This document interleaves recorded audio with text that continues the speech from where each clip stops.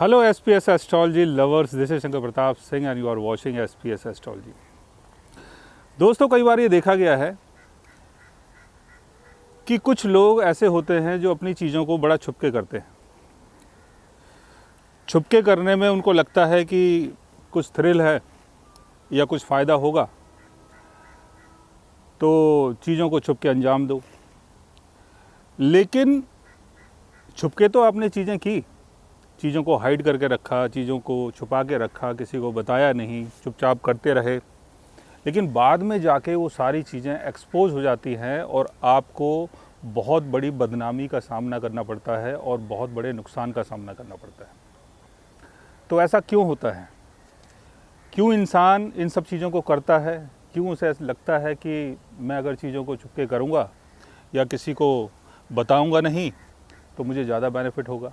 इसके पीछे कौन सा ग्रह, कौन सा योग, कौन सा हाउस देखा जाता है, उसको समझने की कोशिश करते हैं।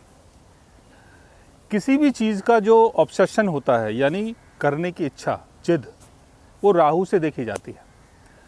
राहु आपके बर्थ चार्ट में अगर 8th हाउस में हो तो इंसान को चीज़ों को छुपके करने में मज़ा आता है, क्योंकि 8th हाउस का संबंध छुपी हुई चीज़ों से होता है। तो इंसान को लगता है कि यार चलो डील कर लेते हैं और अंडर द टेबल ले लेते हैं पैसे, किसको पता चल रहा है, लेकिन बाद में चीज़ें खुल जाती हैं, एक्सपोज हो जाती हैं।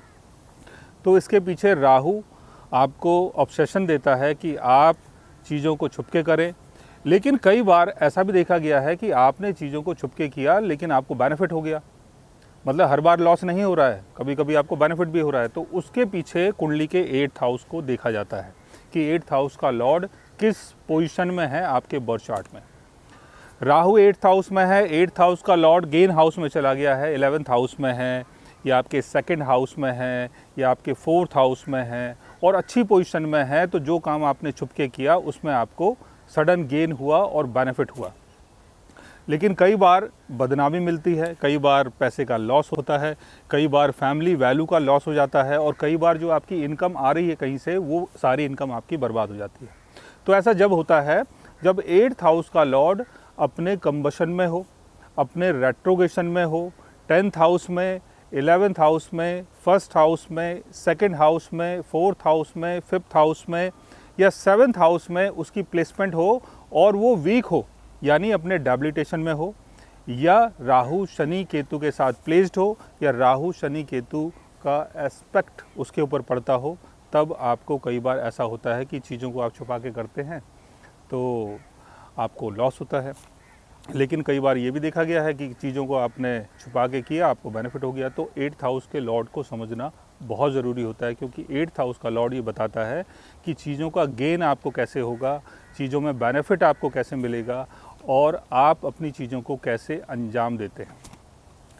सो गाइस, आज मैंने आपको बताया एक ऐसे योग के बारे में कि जब ऐसा योग हमारे बर्थ चार्ट में बनता है तो हमें चीज़ों को छुपके करने में मज़ा आता है और कई बार हमें उसमें बेनिफिट होता है, कई बार लॉस होता है। अगर आप भी जानना चाहते हैं अपने 8th हाउस के बारे में तो उसके लिए आप हमारे चैनल को सब्सक्राइब कर सकते हैं।